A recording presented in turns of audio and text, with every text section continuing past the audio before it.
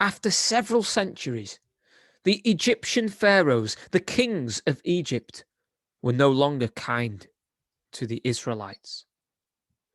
The Jewish population had increased so much that Pharaoh feared for the safety of Egypt. First, he tried to reduce the number of Israelites by enslaving them, by working them to death. That plan failed, so he tried another. He issued an order that all male children born to the Israelites were to be thrown into the Nile River to die.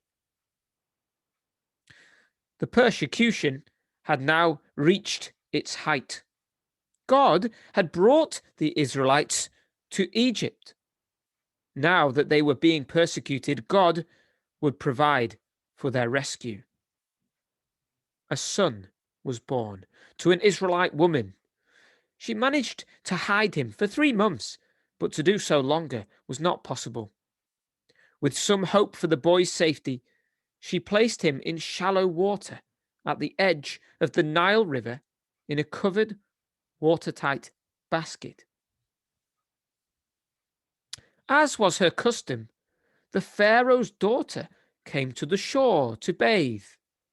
Inquisitive about the strange basket resting so peacefully in the waters, she had her maid open it. A child, a baby boy. At once, the princess loved it and wanted it. Miriam, the baby's sister, had been watching. She lost no time. She asked if the princess wanted to have a maid to look after the baby. Yes, a nurse was needed. Miriam called her anxious mother.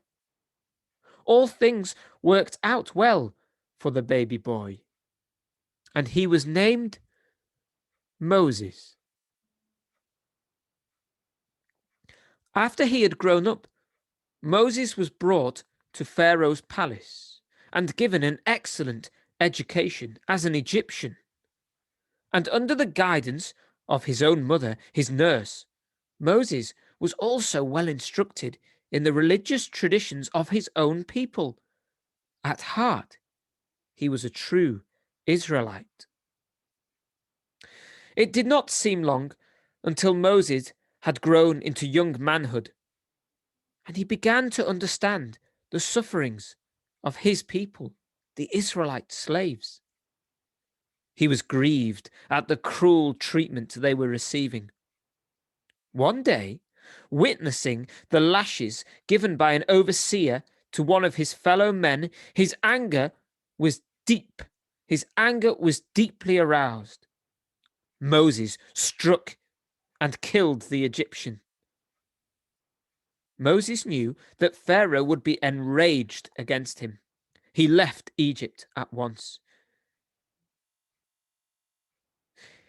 He wandered towards a place called Midian, and here in time he settled.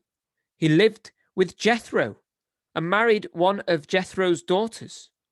Moses became a humble shepherd.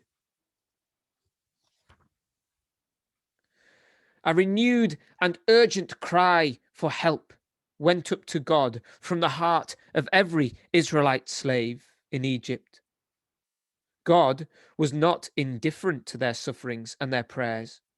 Through these centuries of life in Egypt, he had formed them into a people who were now strong in endurance and united in their belief in one God, the God of their fathers, Abraham, Isaac, and Jacob.